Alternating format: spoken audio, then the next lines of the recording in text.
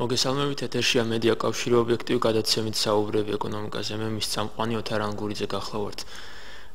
ბოლო პერიოდია მთავრობამ აქტიურად დაიწყო ეკონომიკურ სტრატეგიაზე მუშაობა და სწორედ ამ თემაზე სასაუბროდ ჩემთან მოვიწვია ფინანსთა სამინისტროს მრჩეველთა საბჭოს წევრი ბატონი დემურ გიორხელიძე. მოგესალმებით ბატონო დემურ.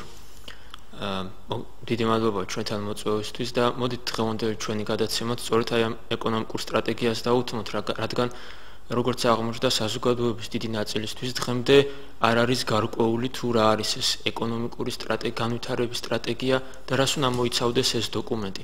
მოდით საზოგადოებას უთხრათ ამ დოკუმენტის შესახებ.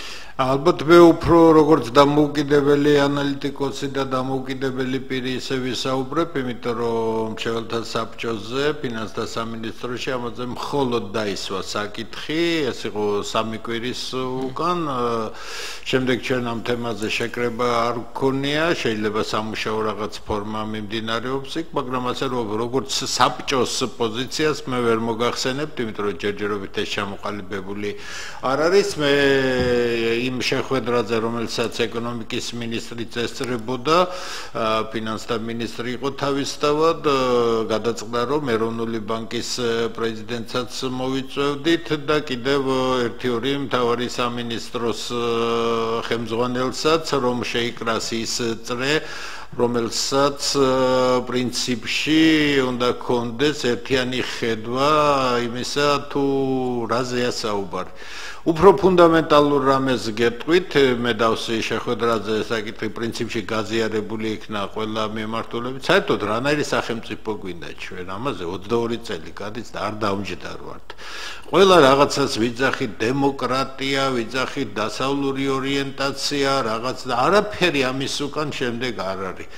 გასაგები ამ ორიენტაციის საკითხიც უკვე არის პროფანირებული და რაღაც უაზრობამდე დავიდა, ესე იგი ნატოში გინდა შესვლა, ესე იგი არა თუ იტყვის ვინმე, ესე იგი ის ქვეყნის მტერი. ამ დროს ესე იგი ორიენტაციის საკითხი არის ელემენტარული საკითხი. რატომ აიცით ელემენტარული? თუ შენ გინდა ააგო ცივილიზებული თანამედროვე სახელმწიფო, კანონზე დაფუძნებული სახელმწიფო, ადამიანის უფლებებზე დაფუძნებული სახელმწიფო არის ერთადერთი მოდელი მსოფლიოში, მუშა მოდელი სახელმწიფოზე, ეს არის დასავლური ტიპის სახელმწიფო, რომელსაც 200-ზე ცოტა მეტი ხნის უკან ჩაეყარა საფუძველი და რეალიზებულია და ჩვენ ვხედავთ, რომ წარმატება მოაქვს დასავლური მოდელს სახელმწიფოსა, რადგან ის ყველაზე უფრო სხვადასხვანაირად სხვადასხვა ქვეყანაში მთავარ პრინციპებზე აგებული იძლევა იმის საშუალებას, რომ ამ ქვეყნის მოქალაქეებს განვითარების საშუალებას აძლევს. ესე იგი, თუ შენ ბოლოს და ბოლოს ჩაგივარდა საკუთარი სახელმწიფო და ახლა ის გინდა მოგაწყო, დღეს საუბარი რუსულ ორიენტაციაზე, თურქულ ორიენტაციაზე, რაღაც სხვა ორიენტაციებზე უაზროა, რადგან სახელმწიფო ააგო ისეთი უნდა, როგორიც დასავლეთში აგებული. ამიტომ დასავლეთი არის ფასეულობათა სისტემა და შეხედულებათა სისტემა. ჩვენ რა გვინდა? ჩვენ გვინდა მეორე ხარისხოვანი რაღაც შემთხვევითი გვერდითი ეფექტები, ამაზეა მთელი 9 წელი საუბარი, რომ ესაა თურმე დასავლეთი, რაღაც დემოკრატიული პრინციპები, ამ დროს დემოკრატიას არანაირი პრინციპები და ფასეულობები არ გააჩნია, დემოკრატია მხოლოდ პროცედურებია, ერთი ჯგუფიდან მეორე ჯგუფზე როგორ უნდა გადასცე ძალაუფლება და სხვა არაფერი. ესე იგი მე ახლა რო არ დავიწყო ძალიან დეტალებზე საუბარი, თავარი რაც დაიცვა საკითხი, ჩემს და პრინციპში ეს იყო, რანაირი სახელმწიფო უნდა საქართველოს მოქალაქეებს, ქართველ ხალხს. ქართველ ხალხში მე გულისხმობ ყველა ჩვენ მოქალაქეს განურჩევლად ეთნიკური წარმომავლობისა, იმიტომ რომ სხვანაირად სახელმწიფო არ მოიაზრება. ჩვენ ვართ ყველანი ამ სახელმწიფოს მოქალაქეები, უფლებრივად აბსოლუტურად ერთნაირი ყველას ერთმანეთის მიმართ და კანონის მიმართ და სახელმწიფოს მიმართ. ესე იგი, პირველი რაობა სახელმწიფოსი, რანაირი სახელმწიფო უნდა აშენდეს, მეორე ძალიან მნიშვნელოვანი საკითხი, რომელზეც ჩვენ კიდევ არ დავფიქრებულ ვართ და ამაზეც ერთიანი შეხედულება არ არის. რას უწოდებთ ჩვენ განვითარებას? რა არის განვითარება? მიხეილ სააკაშვილმა, რომელიცაც თავისი შეხედულება ჰქონდა, თქვა, რომ განვითარება ეს არის სინგაპურიზაცია. მეტი მან არ იცოდა უბრალოდ ეს უჭკუკაცი სულაც არ იყო თავის დროზე შესანიშნავად ერკვეოდა ბევრ საკითხში მას პირადადაც არაერთხელ გვისაუბრია ჩვენ ქვეყნის მომავალზე შემდეგ ის მოხდა ის რომ ჯგუფთან ერთად მოვიდა ხელისუფლებაში და დღეს დაიღუპა თავისი რომ ვიტყვენ დაუკვირვებელი არ არის მიშა მაგარი იმიტომ რომ ამ პოლიტიკური შეცდომები დაუშვა და ფაქტიურად გადააყოლა უზარმაზარი რამ ფანტასტიკური შესაძლებლობა რომ ქვეყნის მოდერნიზაციისა საქართველოს მოდერნიზაცია შევარდნაძის ეპოქის მერე შეიძლებოდა როგორც პოლიტიკური ისე ეკონომიკური თვალსაზრისით და დღეს ეს იქნებოდა მართლა ძალიან მაგარ რელსებზე განვითარების რელსებზე შემდგარი ქვეყანა რომელსაც პერსპექტივა ქონდა ისეთი რომელიც ძელვადიან პერიოდში მოიაზრებოდა როგორც ძალიან განვითარებადი ქვეყანა ჩვენ დღეს უზარმაზარი პრობლემების წინაშე ვარ და სტრატეგია არის არა ფორმა არამედ ამ ურთულესი მდგომარეობის კომპლექსური ხედვა რადგან სტრატეგია არ შეიძლება იყოს დაკავშირებული მხოლოდ დღევანდელ მთავრობასთან იგი უფრო გრძელვადიანი უნდა იყოს. იქ საუბარი იყო რომ მოდი სულ ცოტა 8-10 წელი უნდა იყოს. უფრო სწორი იქნება თუ ჩვენ ვიაზრობდეთ 15-20 წლის ფარგლებში, რადგან ეს გადასახედი რეალურია. ახლა არ შეიძლება 50 წლიანი მარტო კონტურს თუ მოხაზავ, ეს არარეალური, არასწორი ხედვა იქნება. 15-20 წლიანი პერიოდია.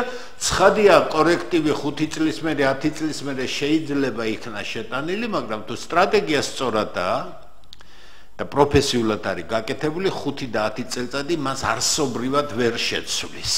იმიტომ რომ ხედვა დღეს 5 და 10 და 15 წლისა ნამდვილად შესანიშნავია ჩვენ ზუსტად ვიცით დაახლოებით როგორი იქნება სამეცნიერო ტექნიკური, როდის იცვლება ტექნოლოგიური ციკლი და ეს იქნება სადღაც 17 წლის შემდეგ ჩვენ ზუსტად ვიცით ის პირიქით თუ რაღაცეები მოხდება, კიდევ უფრო დაზუსტდება რაღაც და ჩვენს კორექტივებს შევიტანდით, მაგრამ განვითარების სტრატეგია სწორედ ასეთი უნდა იყოს. მეორე, ეს არაუბრალოდ დოკუმენტი უნდა იყოს.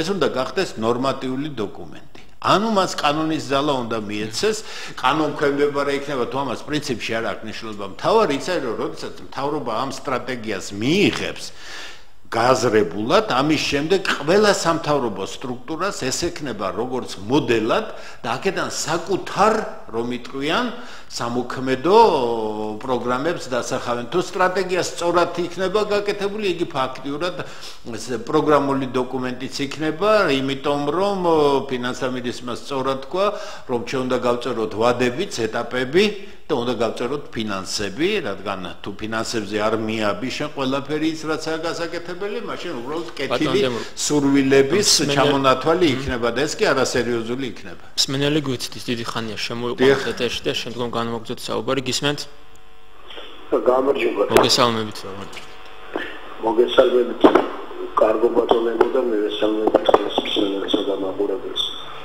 ეხლა რადგან გეოქიმიაზე საუბრობს ჯერმინდა ჩემი პატივისცემა და ფიქსირო ამ პიროვნებასთან მაგრამ რაღაც ეროვნული განვითარების კონცეფცია ხო არ ქვია და შესაბამისად ყველა დარგის განვითარება ეროვნული განვითარების კონცეფციაზე ხო არ უნდა იქნეს მიბმული წინააღმდეგ შემთხვევაში როდესაც ასეთი კონცეფცია არ გააჩნია ქვეყანას მერე გავად ხან ქარხნებს ყიდით ხან მიწებს ყიდით ხან ცოლებს ყიდით ხან შვილებს ყიდით და სინდის ნამოსი ხო რა თქმა უნდა მერე ზედდებია და ჰიქსებასაც ლაბარაკი ყვალოთ ეს კომპეტენტობას აი მე აბსოლუტურად ვეთანხმებ ჩვენ უბრალოდ სხვადასხვა სახელებს ვარქმევთ ფორმით გამოთქვით ერთი და იგივე ეროვნული კონცეფცია იქნება მე მესმის აბსოლუტურად მართლობა ფასეულ შენი კულტურა ძალიან ფასეული კულტურა გაქვს ამ კულტურაზე დაყნობით შენ უნდა ააგო ის ტრაექტორია რომელიც განვითარებას დაექვემდებარება ამიტომ თქვი მე არ ვახსენე სპეციალურად ეს იყო იმიტომ რომ რა არის განვითარება ეს არ არის მხოლოდ მთავრობის გადასაწყვეტი ვერ გადაწყვეტს ამას მთავრობა ვერც პრემიერ-მინისტრი ვერც პრეზიდენტი ეს უნდა იყოს ხელისუფლებისა და საზოგადოების ერთობლივი შეთანხმებული დოკუმენტი, სადაც აი როგორც ბატონმა ბრძალა, ჩვენ ეროვნულ ფასეულობებს ვავითარებთ, ჩვენთვის ეს ფუნდამენტალური ღირებულებები, რომელიც ქართულ კულტურაშია და მერწმუნეთ შესანიშნავი ფასეულობებია, ჩვენ გვაქვს ჩვენი ერთი ძალიან სერიოზული ბრენდი, სოფლიოში ცნობილი ბრენდი, კიდევ უფრო დიდი პერსპექტივის მქონე, მე დარწმუნებული ვარ, რომ ქართული კულტურის ექსპანსია თუ ეს სახელმწიფო ჩვენ დავალაგეთ ისე, როგორც ეკადრება განათლებულ, პასუხისგებლობის მქონე და საქმის მცოდნე ადამიანებს და ასეთი ადამიანები საკმაოდ არის სამწუხაროდ ხელისუფლებებია 22 წელი დახშული ამ ადამიანების მიმართ გადაკეტილი ამ ბაიპოლიტიკური ჯგუფების მიერ, რომლებიც ხელისუფლებაში მოდიან, ოღონდ საკუთარი მერკანტილური ინტერესები დაიკმაყოფილონ და სხვა არაფერი აინტერესებთ. ხომ ესე იგი, ამიტომ მე მინდა თქვა, როცა მე ვთქვი, რა არის განვითარება? აი აქ უნდა გავაკეთოთ ის ეროვნული ფუძეები, რაზეც ჩვენ საუბრობთ, თუ სინგაპურიზაცია, ხო სწორია, ეს ალტერნატიული ხედვა იყო, ხო, ამიტომ ამბობთ, ეს ფაქტიურად კონტრშეხედულებათა სისტემა იქნება, ვიდრე ამას წინა ხელისუფლება აკეთებდა. არანაირი სინგაპურიზაცია, პირიქით, ეს არის დიდი უაზრობა, არანაირი სინგაპურიზაცია არ შეიძლება ქვეყნისა, ქვეყანა უნდა წავიდეს თანამედროვე განვითარების ვექტორი, როგორც არის. მისი ორიენტაცია აბსოლუტურად სწორია და ალტერნატივები არ არსებობს, იმიტომ რომ კიდე გეუბნებით, თუ შენ აგებ სახელმწიფოს, სხვანაირი მოდელი რომ იყოს, ჩვენ შევადარებდით, რომელი მოდელი ჯობია, აღმოსავლური მოდელი ჯობია თუ დასავლური მოდელი სახელმწიფოც, ხო, აღმოსავლური მოდელი. აი ეს თქვენი აზრით რომელი მოდელია უფრო მისაღები საქართველოს? ერთადერთი მოდელია დღეს მუშა მოდელი, სხვა მოდელი არ მუშაობს, ეს არის დასავლური. ესე იგი, შენ უბრალოდ ნატო და ნატო კი არ უნდა ეძახო, ნატო არაფერი არ არის, ნატო არც საქართველოს თავდაცვა, ნატო არც ორიენტაცია, არის დასავლური ტიპის სახელმწიფოს აგება, იმ პრინციპებზე აგება სახელმწიფოს, როცა ხელისუფლებები არის გაწონასწორებული, შეკავების მექანიზმებია, კონსტიტუციური ნორმებია, საზოგადოება აკონტროლებს ხელისუფლებას, არის ინსტიტუციონალური კონტროლიც და არის საზოგადოებრივი კონტროლის მექანიზმები და ეს ყველაფერი გახსნილ რეჟიმშია, პრესა თავისი მხრივ თავისუფალია, გარკვეულ რომ იტყვიან ჩარჩოებში აბსოლუტური თავისუფლება არაფერი არ არის და ასე შემდეგ და რაც მთავარია ხელისუფლებებისთვის უპირველესი ფასეულობა არის ადამიანი, ეს არის დასავლეთი. თანაც ქართული უბედურების განსხვავებით, რატომ გვინდა დასავლური ორიენტაცია, იცი? იქ ანონიმური თამაშის წესებია. იქ ადამიანზეა ლაპარაკი და არა პრეზიდენტის ახლო მეგობრებზე, არა თქვა პრემიერ-მინისტრის გარემოცვალზე, არა პოლიტიკური დღეს უმრავლესობაში მყოფი ჯგუფის ძმაკაცებზე და მეგობრებზე და ნათესავებზე, ხო? ეს არის აღმოსავლური ტიპის მარაზმული, კიდე გეუბნებით, აღმოსავლური ტიპის მარაზმული გადმონაშთი ქართულ მენტალობაში, რომელიც დღეს პოლიტიკასაც ჭირს და პოლიტიკას ჭირს ძალიან ძლიერად ეს ჭირს ეს საზოგადოებრივ სექტორს, მოდი ასე ვთქვათ, იმ ინტელექტუალურ ელიტას საუკეთესო სიტყვებს ვამბობ ახლა მე, ელიტაში გულისხმობ არა რაღაც გვაროვნულ წარმომავლობას, არამედ გულისხმობ ადამიანებს, რომლებსაც პერსონიფიცირებული პასუხისგებლობა გააჩნია თავისი ქვეყნის წინაშე, არავინ არ ავალებს ამ პასუხისგებლობას, საუბრობს, აკეთებს და მოღვაწეობს იმისთვის, რომ ცოტა უკეთესად იხილოს თავისი ქვეყანა. ხო, აი ყველგან არის ეს დეფიციტი, იმიტომ რომ პრემიერ-მინისტრმა დაუშვა საკმაოდ სერიოზული შეცდომა, როდესაც თქვა, რომ აბა ქართველია და ნათესავებს მიიყვანს სამსახურში, რას ქვია მიიყვანს. მაშინ ჩვენ იგივე სისტემაში მოძრაობთ, იგივე სისტემაში განვითარება არ არსებობს. ესე იგი, მთლიანად მოდი გავაკეთოთ ასე. ეს ყველაფერი უნდა გაიწეროს დეტალურად, როგორ გავზომოთ ჩვენ, რა პარამეტრები გვჭირდება იმისათვის, რომ 6 თვის მერე, 1 წლის მერე, 2 წლის მერე რაღაც პერიოდულობით ვაკონტროლოთ, ვითარდებით ჩვენ, არ ვითარდებით, ხო სწორია? სადაც გვაქვს ჩავარდნები იმისათვის, რომ სტრატეგია იქნას შექმნილი, ამას ეკონომისტები ვერ გააკეთებენ. ამას ცალკე პოლიტოლოგები ვერ გააკეთებენ. აქ არის საუბარი იყო იმაზე, რომ ჩვენ იქ დარბაზში სადღაც 15-20 კაცამდე იყო შეკრებილი, 3 იმდენი ადამიანი უნდა შეიკრიბოს, ალბათ არც ეყოფა ესენი მთავარი, ეს არის ყველა პროფესიის მქონე ადამიანები, ეს იქნება ეთნოლოგები, ფილოსოფოსები, იქნება ისტორიკოსი. იმიტომ რომ სტრატეგია სხვანაირად თუ ეს არ იქნა შეწონილი ყველა ყველა სფეროდან თუ არ იქნა ერთმანეთში ესე იგი ფორმულირებები დაზუსტებული კონტექსტები ერთნაირად რომ იყოს გაგებული და არა ინტერპრეტაციის დონეზე ას აუცილებელია გაფართოვდეს მე დავსი კიდევ ერთი მნიშვნელოვანი საკითხი რომ არანაირი უცხოელი ექსპერტები სასაცილოა საერთოდ ეს სიტყვა მე დიდ პატივს ვცემ ყველა უცხოელ ექსპერტს ძალიან კარგი სპეციალისტებია არავინ საქართველოში არ არის უცხოელ ექსპერტებზე ნაკლები უბრალოდ პროვინციული ქვეყანა გვაქვს მენტალურად აგვაქვს საშინელი ქვეყანა იმიტომ ეს მოდის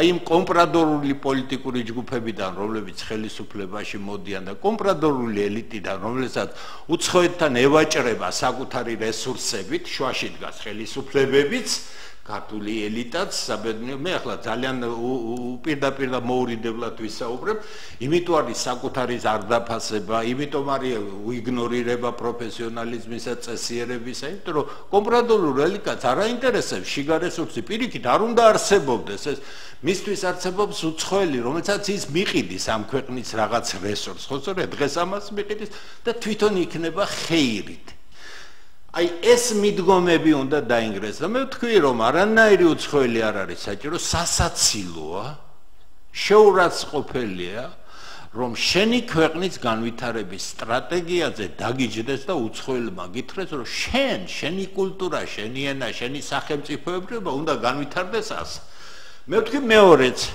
ჩვენ ამას გავაკეთებთ და თუ ამის საშუალება იქნა თუ კიდევ არ ჩაიკეტა რაღაც ჯგუფები ეს ჩვეული ამბავია საქართველოში იმიტომ რომ ვინც ახლო ამ ზესთან ასე ვთქვათ ის იკეტება კარებში იმიტომ რომ არ უნდა სხვა ესე იგი რაიმე წარმოადგინოს მე ამის პრაქტიკა კარგად ამაკ გავიარე ბოლო 2011 წლის დეკემბრიდან 2012 წლის დეკემბრამდე როდესაც манипуляციები 1000-ნაირი ესე იგი რომ იტყვიან სრულიად უსუსური ჯგუფების მცდელობები რომ არიქა მზერაკი ათბობთ მათ ძალიან ახლო მანძილიდან ისარგებლონ ამ სიტუაციით ხო შედეგი იმიტომაც არის რომ ძალიან ძიმად ბრუნავს ის გორგალი რომელიც უნდა უფრო ჩქარა დაბრუნდეს და ეს ჭაობი გაიწოვოს ზარი გვაქვს კიდევ ეთერში მოусმინოთ ჩანელს გისმენთ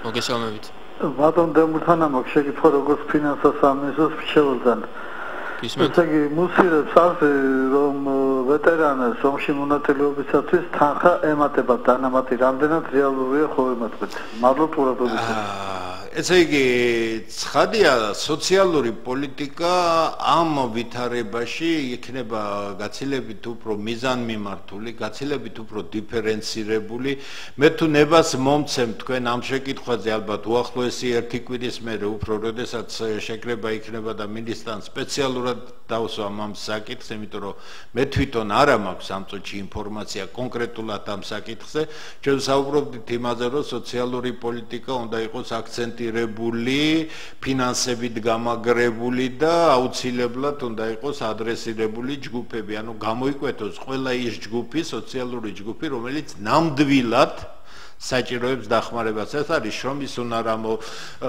უკვე ამოწურული ადამიანები პენსიონერები და ასე შემდეგ რაც შეეხება ჯანმრთელ ადამიანს მას სოციალური დახმარებების და სოციალური პოლიტიკის იმედი არ უნდა კონდეს იმ უბრალო მიზეზის გამო რომ მან მთავრობას სოციალური დახმარება კი არ უნდა თხოვოს სამუშაო უნდა თხოვოს იმის საშუალება უნდა გააჩინოს ახალმა ხელისუფლებამ და ახალმა მთავრობამ პირველ რიგში რომ ადამიანები ვისაც შრომა უნდა პოულობდეს შეიძლება იპოვო მაგრამ უახლოეს ახლო მომავალში შესაძლებელი იყოს სამუშაოს პოვნა სხვანაირად ამ უზარმაზარი უმუშევრობის დაძლევა შეუძლებელი იქნება სიღარიბეში ირჩება ქვეყანა ჩვენ ზერელობას მიჩვეული ხალხი ვართ გითხრათ სიმართლე ჩვენ არ უკვირდებით იმ მდგომარეობას რაშიც საქართველო არის უმძიმეს მდგომარეობაში ამიტომ არის მე ამას რამდენიმე თვეა არჩევნებადაც ვამბობდით რომ ახალ მთავრობას ექნება უზარმაზარი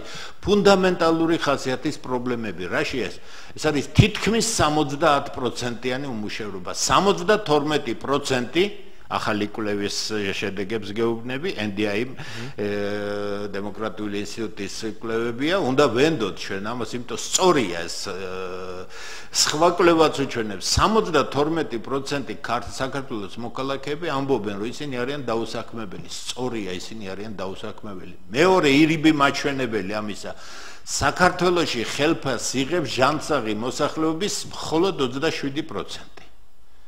Ну, кай 1%-ია კვლევასა და ამ სტატისტიკას შორის, ოფიციალურ სტატისტიკას შორის ხო? მეორე, როდესაც სიგარები ასე ძლიერია და თითქმის 55% რეალური მაჩვენებელი საქართველოს მოქალაქეების არის ან ღარიბი, ან სიგარებესთან ახლოს ყოფი. იქ უმუშევრობა პლუს სიგარები არ იძლევა ქვეყნის განვითარების საშუალებას.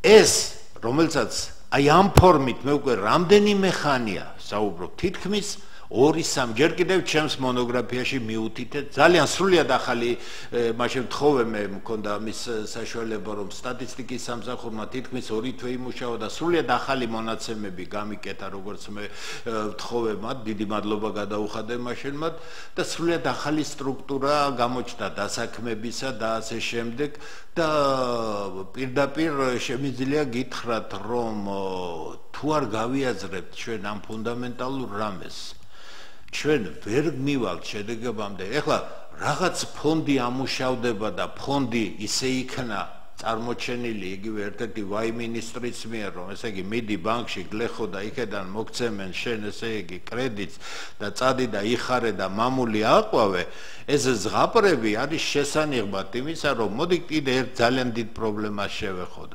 მთავრობის ბიუჯეტი, სახელმწიფო ბიუჯეტი, მთავრობა დღეს ჩამოკიდებული არის იმპორტიორების შემონატანებზე. 9 წელი ისე გააკეთა წინა ხელისუფლებამ, რომ ქვეყანა მთლიანად დაკიდებულია იმპორტზე. თუ ეს ჯაჭვი არ გაწყდა და თუ შენ აქცენტი არ შემოაბრუნე საკუთარი მწარმოებლისაკენ იმ სექტორებში, სადაც შენ კონკურენტუნარიანი წარმოება შეგიძლია კონდეს, თორე გარეთ უფრო იაფი იყოს და კარგი იყოს და შენ გინდა თუ არა სამამულო აკეთო, იმიტომ რომ ამას სამამულო წარმოება ქვია.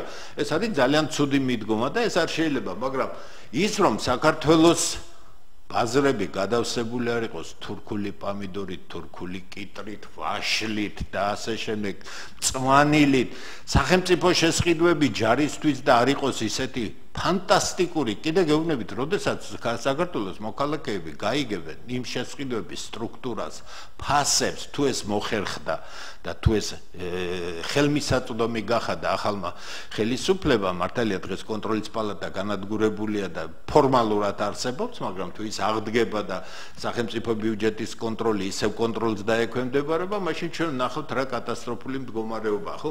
აი, როდესაც იმპორტზე დაკიდებული ქვეყანაა და შეშინებული ზოგიერთი მინისტრი და პირიქით აგრესიული მისი მოადგილეები, რომლებიც პირიქით ლობირებენ იმპორტს და ისე აკეთებენ და ისე თვალთმაქცობენ, რომ არავითარ შემთხვევაში ეს ფონდები და პრემიერ-მინისტრს რაც ჰქონდა საკმაოდ კარგი მიზანი, რომ ესე იგი ეს მოსახლეობისთვის ხელმისაწვდომი ყოფილიყო, ისეა ზაუალირებული, ესე იგი შენიღბული, რომ პირიქით ვერ ისარგებლოს აქედან და ვერ ისარგებლებს აქედან გლეხები ამას. 1000 კაცი მივიდაო სულ ბანკებში დღესო. 1000 კაცი სასაცილო ციფრია. 1000 კაცი შეიძლება მივიდეს ერთი პატარა რაიონიდან. ხო, სწორია, საქართველოში კი სადაც სოფლის მეურნეობა ძალიან სერიოზული რესურსის მატარებელია. მით უმეტეს იმ პერიოდში, როდესაც სოფლის მეურნეობა სტრატეგიული სფეროა მთელ მსოფლიოში და ჩვენ საკუთარი მიწაც კი ვერ მოგვიხნავს და ერთადერთი რაც მოიფიქრა ჩვენმა დამნაშავე ხელისუფლებებმა ის არის, რომ განუკითხავად ყიდიან ყველაფერ ამას. ახლა რაღაც სახელმწიფო პრივატიზაცია თითქოს და შეჩერდა, მაგრამ რაც ხდება მიწასთან დაკავშირებით, ეს მეორე უბედურებაა კიდევ. ხო, ეს არის იმ ეგრეთ წოდებული ლიბერალიზაციის, ეს ლიბერალური ეკონომიკა კი არ ყო. მე შემიძლია გითხრათ პრემიერ-მინისტრების, ყოფილი პრემიერ-მინისტრების პოზიცია, ყოფილი ეკონომიკის მინისტრების პოზიცია, რომელსაც უთხრეს მიწები თუ გაიყიდება, ეს ხალხი სად უნდა წავიდეს და სულ არ გვაინტერესებს, ვერ ვიტყვი ახლა იმ სიტყვას, მოვერიდები ამ ხელა აუდიტორიას, რა სიტყვებს, სულ არ გვაინტერესებს ხალხი სად წავა. აი ასეთ სიტუაციაში აქ უნდა გარღვევა მე ვფიქრობ რომ განვითარებაზე როცა ვლაპარაკობ ჩვენ ახლა მინდა მთავრობის პოზიცია რომ აი ზრდის ტემპი იქნება 6% და ასე შემდეგ რისი 6% იქნება იმისა რაც იყო მაგრამ ის რაც იყო მახინჯ სისტემაზე იყო აგებული არასწორ სექტორებზე იყო აგებული დისპროპორციებია უზარმაზარი მე მალე დავასრულებ გამოკვლევას რომელიც შეიძლება ერთ-ერთი იყოს ძალიან მიჭირს მაგრამ მუშაობ მეხმარება ჩემი შვილი კიდე რამდენიმე ადამიანი რომელთაც გვინდა გავაკეთოთ ზუსტად სრულყოფილი ანალიზი როგორც კეთდება ეკონომიკის ამას ჩვენ ვაკეთებ დაფინანსების გარეშე ძალიან ინტენსიურად მუშაობ და მე ვფიქრობ 2-3 კვირის შემდეგ დასრულდება ეს გამოკვლევა რომელიც იქნება აი თანამედროვე როგორც ალბათ იქნება ხელმისაწვდომი აი მე ვიდა ვაჩვენო ის დისპროპორციები რომელიც არსებობს ეკონომიკაში ძალიან დეტალური მონაცემებით დეტალური ანალიზით ჩვენი რეკომენდაციებით და მე შეიძლება მსჯელობა ამაზე ამიტომ ამის განვითარება არ შეიძლება მე მინდა ახლა მიმართო პრემიერ-მინისტრს ეკონომიკის მინისტრს რომელსაც ძალიან პატივცემ შესანიშნავი ადამიანი ფინანსთა მინისტრად და ასე შემდეგ ეს ჯაჭვი თუ არ გაწყდა სიყალბისა თუ ჩვენ შეშინებული იმისა რომ არიქა იმპორტიორები დაზარალდება და ფულს ვერ შემოგვიტანებენ და 3 და 4 და 5 თვე ვერ გაუძელით იმათ რომ შეიძლება შემოსავლებმა იკლოს და მართლა არ გადავავიწყოთ რეალურ მიმართულებებზე და რეალურ პოზიციებზე მაშინ სიყალბის განვითარება 6%-ით არის სიყალბის მატება 6%-ით სავალუტო ფონდმა ზუსტად გაიმეორა ის დასკვნები არა ჩემზე ორიენტირებული არამედ ზუსტად ფრაზეოლოგიის დონეზეც კი იგივე რაღაც თქვა რომელსაც მე თვეებია უკვე ვლაპარაკობ ახალი მთავრობის გასაგონად როდესაც ასეთი დიდი უმუშევრობაა ქვეყანაში და ასეთი სიღარიბეა სავალუტო ფონდი ზუსტად ამას წერს ქვეყნის ეკონომიკის განვითარება შეუძლებელია წარმოუდგენელი სავალუტო ფონდმა დაწერა რომ თუ ასე გაგრძელდა თავრობის მიერ მონიშნული 6%-იანი ზრდა მთლიანი შიდა პროდუქტისა წლის ბოლოსათვის არ იქნება მიღწეული და გაცილებით ნაკლები იქნება. ჯერ თვითონ 6% მიზერული საოცრად პატარა ეკონომიკას არის არაფერი. ამით ვერასდროს ვერ განვითარდება ქვეყანა. 6%-ით ამერიკის შეერთებული შტატების ეკონომიკა რო განვითარდეს და ევროპული ქვეყნების ეკონომიკა ჩათვალეთ ეს არის ფანტასტიკურად მაღალი მაჩვენებელი. იმიტომ რომ უზარმაზარი საქართველოს ეკონომიკა არის 13 მილიარდი დოლარი სასაცილოდ პატარა აი ტრაგიკულად როგორი ეცი ტრაგიკომიკური სიტუაცია სახელმწიფოს მთელი ეკონომიკა რაც წლის განმავლობაში იწარმოება საზღვრებში რომელსაც საქართველოს კი არა აქვს მნიშვნელობა ვინ აწარმოებს ამას ჩვენ რეზიდენტები თუ არა რეზიდენტები საქართველოში თავი ხო არის 13 მილიარდი ერთი ევროპული საშუალო ფირმის შემოსავალი და ამ ეკონომიკის განვითარება 6%-ით არის უაზრობა. ამას შენ ვერასდროს მიზერს შენ ვერ გახდი სიდიდეთ. მიზერი ყოველთვის იქნება მიზერი მოიმატებს გაორმაგდება მიზერის ორმაგი ოდენობა იქნება და ასე შემდეგ მიზერი არ გადავა არასდროს რეალურ სიდიდით. დიდი ხანია მსმენელი იცის მოусმინოთ მასაც გისმენთ? გისმენთ? გისმენთ?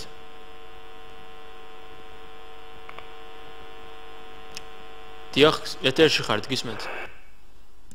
გაითიშა სამწუხაროდ თქვენ ახსენეთ წეგან სტრატეგიის კონტროლი გარკვეული პერიოდის შემდეგ თუ იქნება ეს განსაზღვრული და თქვენი აზრით როგორ უნდა მოხდეს ამ სტრატეგიის შესრულების კონტროლი თქვათ წლების მიხედვით მე ვფიქრობ რომ საკმაოდ მარტივი საკითხია რა კი ეტაპებია გამოყოფილი დროშია მითითებული სად რა უნდა გაკეთდეს და თანხებია მითითებული ყოველ იქნება მითითებული რომ ამადამ მიმართულების განვითარებას ამადამ ცვლილებებს რა თანხები ჭირდება და ინსტიტუციონალური ცვლილებებიც შედის სტრატეგიაში და ასე შემდეგ რა ჯდება ეს ყველაფერი ეს თუ ფულში არ იქნა გადაყვანილი ხო ამიტომ ან კონტროლის თვალსაზრისით მით უმეტეს როცა ის ნორმატიული დოკუმენტის სახეს მიიღებს, ანუ სავალდებულო იქნება, პლუს იქედან გამომდინარე, როცა ცალკეული სამინისტროები თავის სამოქმედო გეგმებს შეირჩევენ, უკვე შემოწმება იმისა, თუ როგორ სრულდება ეს სტრატეგია, ანუ კანონი როგორ სრულდება, მოდი ასე ვთქვათ, საკმაოდ მარტივად შეიძლება.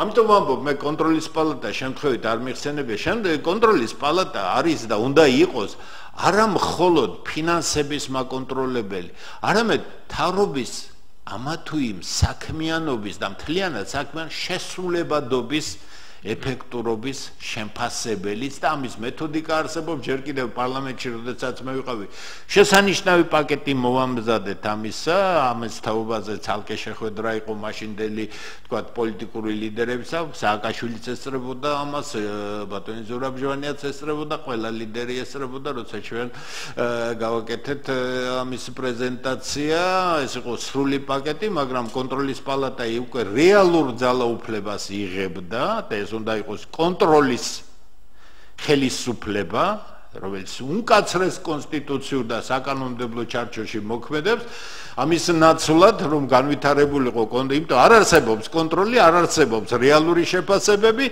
არ იქნება ეფექტური გადაწყვეტილებები ახლა ის მის ფიქრი რომ ყველა თანამდებობაზე თქვა დღეს არსებული ადამიანი ეფექტურია თუ მე არ ვამბობ ის კარგია და ყველა კარგი ადამიანია რაზეა საუბარი მაგრამ რამდენად ეფექტურია ეს თუ ამის შეფასება არ იქნება ახლა ხო არ შეიძლება ეს ყველაფერი შეფასდეს მხოლოდ პრემიერ-მინისტრის პირადი შეხედულებებით ხო მას მოსწონს მინისტრი ამიტომ კი ბატონო არავის არ აქვს პრეტენზია ვინც გინდა მოიყვანე დასვე არ აქვს მნიშვნელობა მთავარია საქმე გაკეთდეს ხომ აი საქმის გაკეთების ეფექტურობა შედეგი ამ საქმიდან ეს არის შესაძლებელი და ეს უნდა იყოს შეთანხმებული რომ იტყვიან შემოწმების მეთოდიკა მეთოდოლოგიაც და ორგანოც ინსტიტუციონალური ორგანო რომელიც ამას გააკეთებს ცალკე საზოგადოებრივი ორგანიზაციები თავის კონტროლს განახორციელებენ და ეს არის ძალიან ნორმალური ან ჩვენ მივდივართ ამ დასავლური ტიპის სახელმწიფოსაკენ ან ჩვენ ვრჩებით ისევ პიროვნებებზე აგებულ სახელმწიფოში სადაც კანონი მეორე ხარისხოვანია ინსტიტუტები მეორე ხარისხოვანია იქ სასამართლო და ასე შემდეგ და არის რაღაც არაფორმალური ჯგუფი ანუ ასე რომ ვთქვათ მეფე არტურის დროინდელი მრგვალი მაგიდის ხალხიც მაგაცები შემოუჯდებიან რაღაც სუფრას და მიიღებენ გადაწყვეტილებებს ამიტომაც არ მუშაობს ქართული სახელმწიფო 22 წელია ეფექტი არ აქვს იმიტომ რომ არაფორმალურად იმართებოდა იგი ყოველთვის ეხლა ჩვენ გვინდა გადასვლა და სწორედ დასავლურ სადაც სახელმწიფო მოღვაწეობა არის გამჭვირვალე კონტროლს დაქვემდებარებული და ამას ალტერნატივა არ აქვს ნატო არ არის დასავლეთი არის სახელმწიფო მოწყობის პრინციპები გინდა მაშინ უნდა იარო ამ გზით არ გინდა მაშინ რა ჭაობშიც ავართ ამ ჭაობში დავრჩებით კარგახანია პიროვნული ფაქტორი ამ ჭაობიდან ამოყვანისა დღეს არის მინიმალური იმიტომ რომ პიროვნულად ამ სისტემური კრიზისიდან ქვეყნის გამოყვანა არ ხდება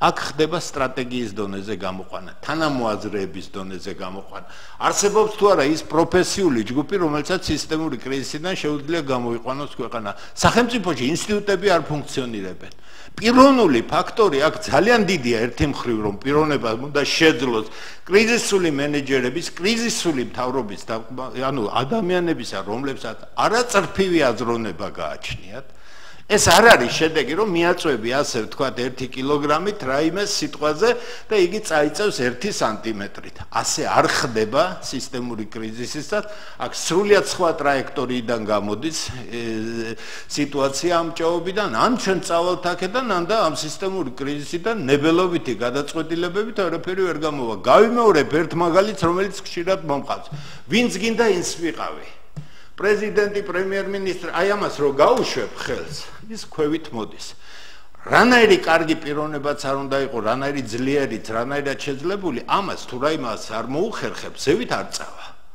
გამიგეთ არა ასია ეკონომიკაშიც მაშინ არის კანონზომიერები რომელსაც შენ ან იცი როგორ უნდა გააკეთო ან და შედეგი არ იქნება მსმენელი ყავს კიდე ხას დიდი ხანია იცის გისმენთ ალო დიახ გისმენთ გამარჯობა მოგესალმებით ბატონო დემური მიუხედავად თქვენ და მე გატივისცემისა ჭკვიანი კაცი ბრძანდებით საინტერესო ლექცია მოვისმინეთ თითქმის დასასრულს უახლოვდება თქვენი ლექცია, მაგრამ თქვენ საუბარში ცით რაღაც მიკერძოებული არაჯანსაღი კრიტიკა არის დღევანდელი ხელისუფლების მიმართ. მე არ გამიკრიტიკები. როგორ არ აკრიტიკებ? როგორ რა შუაში ან ეს ნათესავი, თუ ნათესავი ძლიერი ხავს, ნათესავი რა შეზღუდულია, ეკრძალება მას თუ ის პროფესიონალია და ძლიერია. ჯერ ერთი ეს მეორეც რო ამოვთო, არაფერი არ კეთდება, მიწები არ არის დახნული, არაფერი არ კეთდება, ძმაკაცობა არის და რაღაც არ არის ბატონო დემო, არ გეკადრება, თქვენი კაცი ბრძანდებით, მაგრამ თუ კრიტიკის უნარი გაგაჩნია, ჯანსაღი კრიტიკა იყოს და არა ის მოგონილი, რაღაც შეთხზული. დღე კონცეფციებზე კი არ უნდა ვისაუბროთ დღეს და რაღაც თეორიებზე. ხვალ გადავრჩებით თუ არა? ჯერ ამაზე ვილაპარაკოთ. გადავრჩებით თუ არა? გამოვჭრიან ისინი კეს და ფეშვით დალევენ ჩვენს ის თუ გადავრჩებით. აი ამაზე ვისაუბროთ. მადლობა ზარის. წლის ბოლოს გაგახსენებთ თქვენ საუბრიდან ფრაგმენტებს და თუ მართალი ამოჩნდებით, მოდის მოგიხდით. გასაგები.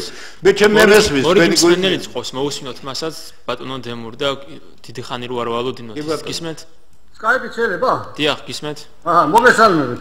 მოგესალმებით. აი ხლა მე ერთი თქვენს მხარეზე ვარ ერთ ამბავში, აი იმიტომ რომ აი ეს ახალმა ეხლა დარეკა რა ეს რა ქვია მას ეს ნათესაობის ამბავზე გაგაკრიტიკავთ, ამაში თქვენ გეთანხმებით რომ ეს ნათესაობა არ უნდა იყოს, მაგრამ თქვენს ნათქვამში წინააღმდეგობაში ვამში თქვენს ნალაპარაკებში და ეს მინდა გავარკვიო, აი რა წინააღმდეგობაა ეხლა.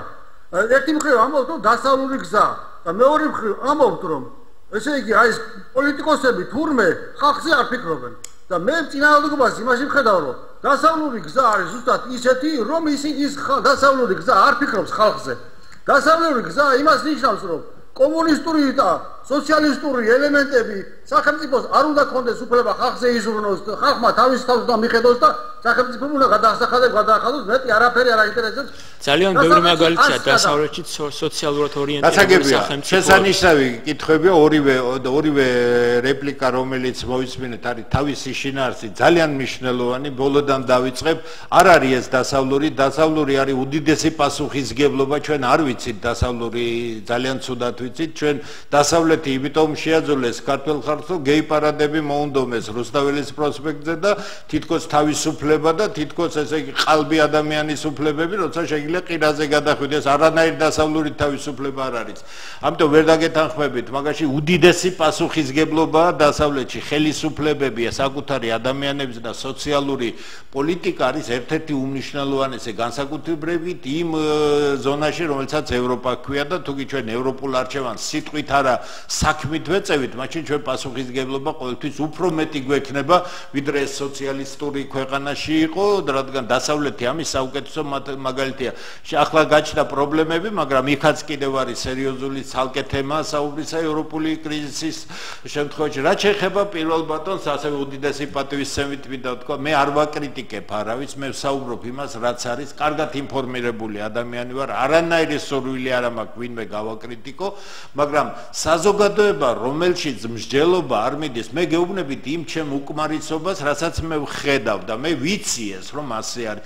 წლის ბოლოსაც გამახსენეთ, შეგიძლიათ გამახსენოთ 2003 წელი, როდესაც მე პარლამენტის წევრი, ფრაქციის ლიდერი, კომიტეტის თავმჯდომარე საშინლად იმ გუნდის წევრი ვიყავი, რომლებიც იმ ახალგაზრდებში ფორმირდებოდა, ჩვენ ერთი წარმოდგენა ვქონდათ, რომ ქვეყანაში უნდა ცვლილებები მომხდარიყო, მაგრამ გამოვედი პარლამენტიდან, არც არჩევნებში მივიღე მონაწილეობა, საშინელ კრიტიკას ვახორციელებდი, ალმაცერად მიყურებდა ხალხი, როგორ ეს ახალგაზრდები მოვიდნენ ქვეყნის პატრონები და ამათ მომდა აგვაშენონ და ამათ მომდა დაგვაშენონ და მე კი საშინელ რამებს წერდი, იმიტომ რომ ჩემზე უკეთესად არ ამგონია საზოგადოების რომელიმე წარმომადგენელი, მე მათთან ერთად ვიყავი 4 წლის განმავლობაში, ჩვენ უახლოესი ურთიერთობები გქონდა და მე ვიცოდი რა საშინელებაც შეიძლებოდა მოეტანა ამას და დღეს უკვე იგივეა, ხომ? ამიტომ მე სიამოვნებით შევეყნებით წლის ბოლოს თქვენ ჩემ ტელეფონსაც მოგცემ შეგიძლიათ ჩაიწეროთ 599 96 97 11 სტუდიაში დაწერეთ თუ ვერ მოასწრებთ და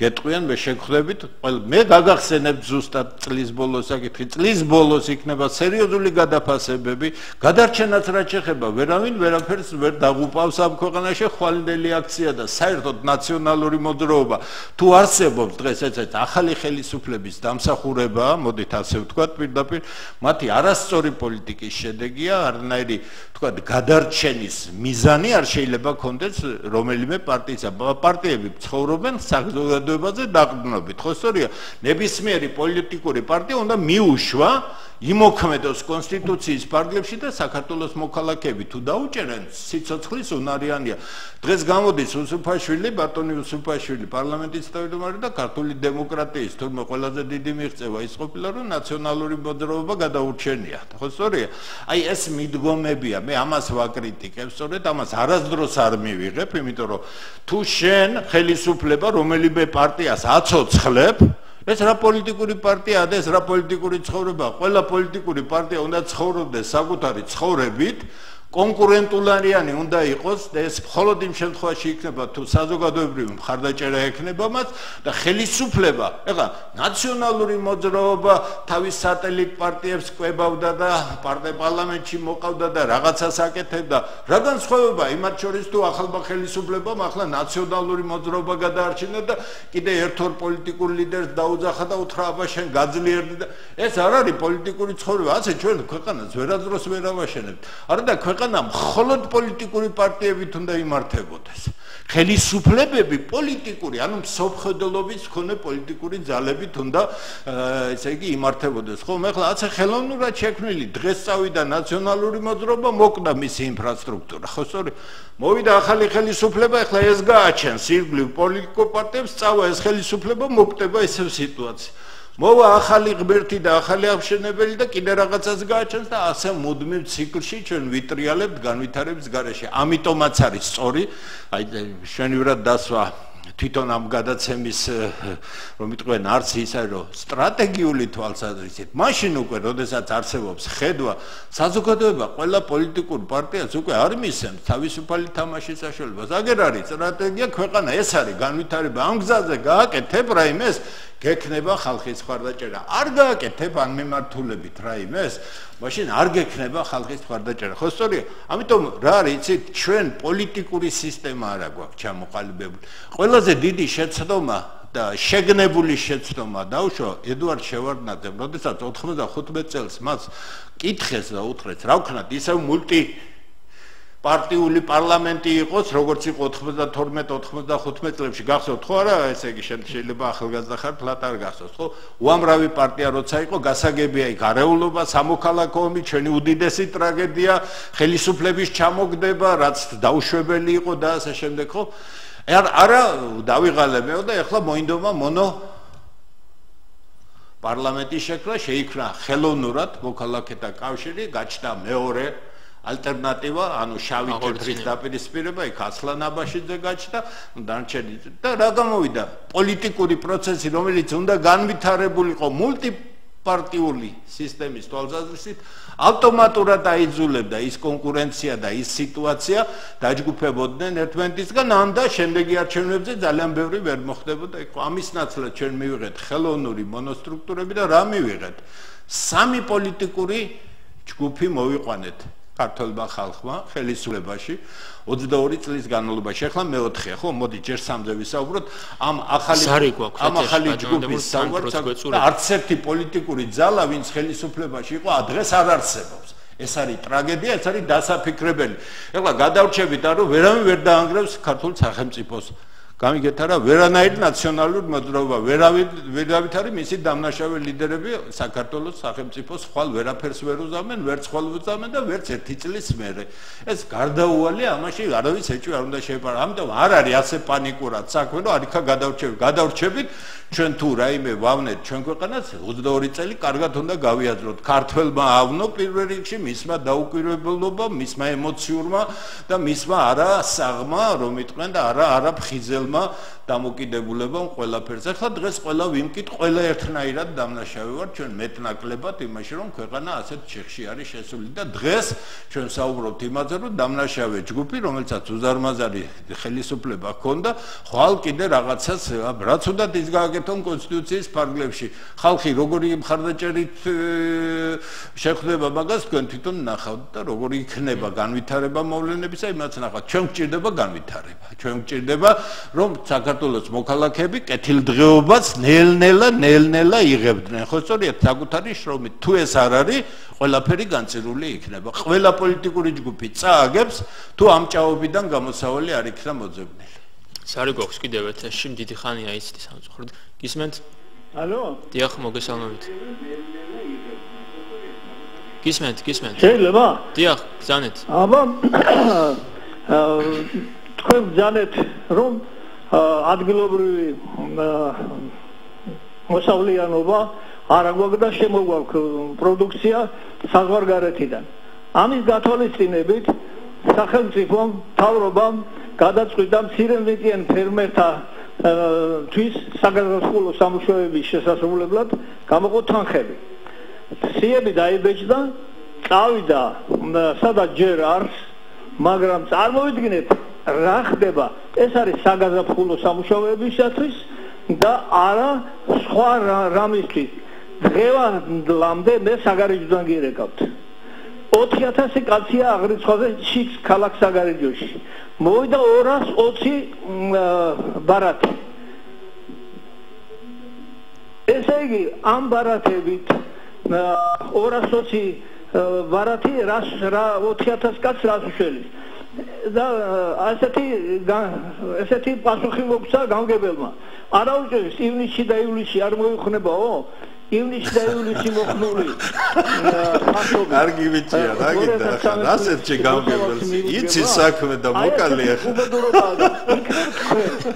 ურაღება მიაქციოთ ამ იმას ეს ძალიან მარტო სოფლის მეურნეობის მინისტრია რომელიც დადის და აი ამ იმაში საქმიანობაში ჩართული და სხვა არავის არ ტელევიზიას აინტერესებს, არავის არ აინტერესებს და არადა ეს მე მგონია რომ მიზანი მადლობთ, გასაგებია.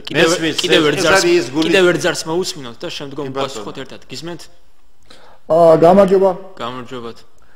მე ვეთანხმები ბატონ დემურს ამ კრიტიკულ გამოსვლაში, საფრთხეულ შემთხვევაში შეიძლება არ დავეთანხმო, მაგრამ მთლიანობაში ვეთანხმები. ეს ხელისუფლება აგრძელებს იმავე კურსს, რასაც ნაციონალური მოძრაობა აგრძელებდა. არაფერი განსხვავება არ არის. თუნდაც მიწების იქნებ მოკლედ ბრძანოთ რა დრო გვეწურება და მთლიანობაში რომ მოკლედაც გადავხედოთ იგივე ხდება ის სამართლობა გრძელდება რაც იყო მაშინ პატარ-პატარა ცვლილებებით და ეხლა ის რომ ნაციონალური მოძრაობა ცუდია ეს ვერ განსაზღვრავს ამათ სიკარგეს ის ცუდია ვიცი მაგრამ ესენი რითი არიან კარგია ეს აჩამს აი ბატონ დემონსტრაცია მადლობთ ესე იგი მადლობა უნდა გადაუხადოთ როგორი საღია ჩვენი ხალხი და ამ საღ ადამიანებს ჭირდება პატივისცემა რაც აკდა 22 წელი საქართველოში ხელისუფლებებს ეჭყო ადამიანის პატივისცემა გაუგებრობა იმისა შეუგნებლობა იმისა რომ შენ შესანიშნავი მოქალაქე ყავს და ამას უნდა საკუთარ სახელმწიფოში ხელშეწყობა არ უნდა შენ არ უნდა მოუხნა არაფერი თვითონ მოხნავს ყველაფერს ეხლა საგარეჯოზე 20000 კაცია ცოტა მეტი უნდა იყოს ალბათ და 240 კაცი რაღაც ბარათს იღებს ხო რაკნას დანარჩენმა 19760 კაცმა ხო სწორი ეხლა შეკრიბეთ თქვენ ყველა მუნიციპალიტეტში რამდენი 1000 კაცია და შეახდარეთ მე სოფლის მეურნეობის სამინისტროს მიერ მოგონილი სისულელე თავიდან ბოლომდე რა იქნება შედეგი შედეგი იქნება ძალიან ცუდი როგორც კი გახმიანდა პირველი სიტყვები მაშინვე დავწერე ძალიან კაცრად რომ გთხოვე მთავრობას რომ გადახედონ ამას დავწერე იმიტომ დავწერე ყველამ გაავრცელა ხო საბედნიეროდ რასაც წერდა რასაც ვამბობ ყველაფერი ვცელდება ხო ამას მე ვინმეს წინააღმდეგ არ ვამბობ იმ დღეს მოვკვდე რომ ვინმეს პიროვნულად მინდოდეს რაიმე ესე იგი გული ვატკინო და შევრაცხო მაგრამ საქმე არ გამოვა მე რაკი საჯარო პირი ვარ და რაკი პოლიტიკაში ვარ რაკი რაღაც ვალდებულებები მაქვს ჩემი თავის წინაშე მაქვს ვალდებული არავინ არ მავალებს არაფერს ამისთვის რასაც მე ვამბობ ფულს მე არავინ არ მეხდეს მე არა ვარ ხელფასზე ჩამოკიდებული ადამიანი, არავინ პირიქით, ჩემ დანახვაზე, ესე იგი ოღონდ არ ვიყო ახლოს და ესე იგი ყველაფერზე თანახმა იქნებია, ხო? ამიტომ ამას მე ვლაპარაკობ პერსონიფიცირებული პასუხისგებლობა მაქვს ჩემი თავის წინაშე, ჩემი შვილების და ასევე სხვისი შვილები, ჩემი შვილი ვერ იქნება კარგად მარტო ამ ქვეყანაში. არ არის კარგად, უმუშევარია ბრწყინვალებიჩი, ხო? მაგრამ ამას მე პრეტენზიით არ ვამბობ. ისე გეუბნებით რეალურად, ხო? ასეთი ცუდი სიტუაცია ამ ქვეყანაში. ეხლა, როდესაც არასწორ სისტემას აგებს სამინისტროები, ერთი კი არა. როდესაც საქმე რჩება გვერდზე და აი მოჩვენებითი რაღაც იგება, ამაზე თუ ჩვენ არ ვიტყვით, მე სიამოვნებით დავждები თქვენ გადაცემაში, ნებისმიერ გადაცემაში, კაცო, გამაგებინეთ, როგორ შეიძლება იმ სქემამ, რომელიც ჩვენ სოფლის მეურნეობას შევთავაზეთ, რაიმე შედეგი მოიტანოს. ყველა მიცის საქართველოში რომ შედეგი არ იქნება. ვინ არის ის ერთადერთი მთავრობა არც კიდევ ერთი ზარი გვაქვს ეთერში მოვასწროთ და ის რაც ითქვა მე მთლიანად ვეთანხმები მათ იმიტომ რომ აქ საუბარია იმაზე რომ არის პასუხისგებლობის საკითხი დამნაშავის პატიება მე მესმის კონსტიტუციური როცა ნორმები არსებობს როდესაც განაჩენი დადგება ხო სწორია როდესაც ობიექტური სამართალი, ანუ სასამართლოში თავისი ყველა ღია განხილვით, სამართლიანი განხილვით, ვინმე თუ დამნაშავე მიეშება და მე არსებობს შეწყალების მექანიზმები. მაგრამ წინასწარ ახალმა ხელისუფლებამ იმ დანაშაულებებზე მისცეს ინდულგენციები. იმ ყოფილ ჩინოვნიკებს არის უბრალოდ დიდი შეცდომა და ამას შედეგი ექნება ძალიან ცუდი. იმიტომ რომ სამართალი თუ შენ ხელში სუბიექტური გადაწყვეტილებების ნორმებად იქცევა, ის უკვე სამართალი აღარ არის. როდესაც სამართალი შერჩევით იწყებს მოქმედებას, იქ უკვე დაღუპულია საქმე. ამიტომ ჯერჯერობით ახალ მთავრობას აქვს ყველა საშუალება იმისთვის, რომ ძალიან კარგი წარმატებისკენ წავიდეს. დრო მთავრობის საქმიანობის შეფასებისა ჯერ არ დამდგარა. წლის ბოლოს მე რომ ვამბობ, ეგ იქნება უკვე სრული 1 წელი, როცა შესაძლებელი იქნება შედეგების და მიღებული გადაწყვეტილებების რეალური ანალიზი, მე თუ ვაკრიტიკებ მთავრობას და ვაკრიტიკებ, არ დაგიმალავ, ძალიან ხისტად ვაკრიტიკებ, მიზანი ერთია, ანდა გაიაზრონ ეს ყველაფერი, ანდა იმ გზას დაადგნენ, რად გზასაც ადგანან. შედეგი იქნება ძალიან ცუდი გეუბნებით. მე მინდა რომ მთავრობა იყოს წარმატებული. მე მინდა რომ პრემიერ-მინისტრი იყოს წარმატებული. მაგრამ ეს უნდა გამოჩნდეს რეალური ქმედებებით. სხვანაირად წარმატება შეუძლებელია. ადამიანები ელოდებიან და ქართველი ასეთია, როცა მოლოდინი უკვე ამოიწურება, როცა შედეგი არანაირი არ იქნება და უმუშევრობა ისევ 70% იქნება, კიდე გეუბნებით, წლის ბოლოს 5%-ით არ შემცირდება უმუშევრობა. ვერ შემცირდება გამორიცხული რატომ?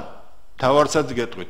მცირე საშუალო ბიზნესი დღემდე როგორც იყო მიტოვებული, ისევე მიტოვებულია. 22 წელი ერთ-ერთი ღერძული საქმე სახელმწიფოში თელ მსოფლიოში ასეა.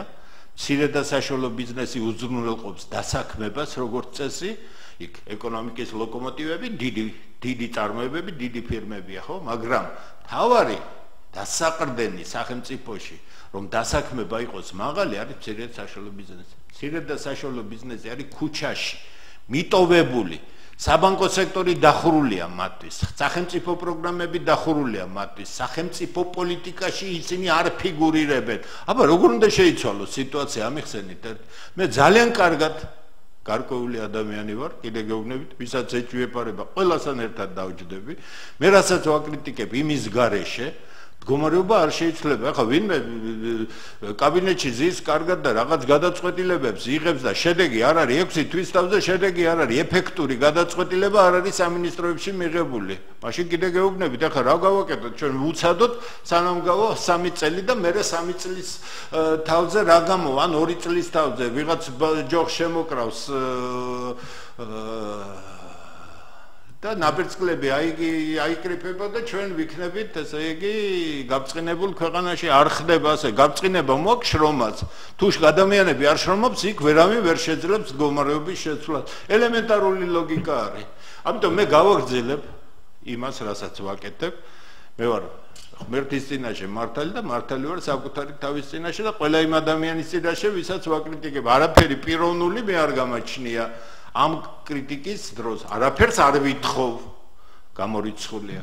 დიდი მადლობა ბატონო დემურ, სამწუხაროდ ჩვენი დრო ამოიწურა მიუხედავად იმისა, რომ საკმაოდ ბევრია კითხვები, მაყურებელი საკმაოდ ბევრი რეკავდა, მაგრამ ფიზიკურად ვერ შევძლებთ ყველა შემოყვანა და ყველა კითხვის დასმა იქიდან გამომდინარე, რომ იყო კითხვები, რომელზეც საჭირო იყო პასუხები გაცემულიყო და შესაბამისად ამას დრო ჭირდებოდა. მე მინდა ჩვენ მაყურებელს უთხრა, რომ ჩვენ ამ დოკუმენტს აუცილებლად განვიხილავთ კიდევ სხვა გადაცემებშიც და ვეცდებით მათ შორის მთავრობის წარმომადგენლებიც მოვიწვიოთ და მათთან ერთად განვიხილოთ და შესაბამისად საზოგადოებამაც დააფიქსიროს მათთან ერთად პოზიციები რა არის საზოგადოების მნიშვნელოვანი და რა ასპექტები შეიძლება ამ დოკუმენტში აისახოს, იმიტომ არის სხვადასხვა რეგიონების, რომელებშიც საზოგადოება სხვადასხვანაირად აღიქვამს პრობლემებს და სხვადასხვანაირი მიდგომაა რეგიონებშიც. ცხადია, იმიტომ რომ ჩვენი რეგიონები არის უმნიშვნელოვანესი რეალობები, მათ გარეშე ჩვენი ქართული წარმოუდგენელია, ყველა ის ისტორიულად ჩამოყალიბებული მხარე უნიკალურია და მისი შენარჩუნება და ყველა ინდივიდუალური მიდგომა ესეჭება. ამიტომ მათ ჭირდება თავისებური მიდგომები ყველგან, რა თქმა უნდა, გეთანხმებით. დიდი მადლობა ბატონო დემურ მოგზაურობისთვის. იმედია კიდევ შევძლებთ განვიხილოთ უფრო ფართოდ, იმიტომ ბევრია კითხვები, რომელსაც საჭიროა პასუხი. დიდი მადლობა, კარგად გრძანდებოდეთ მომავალ ხუთშაბათამდე.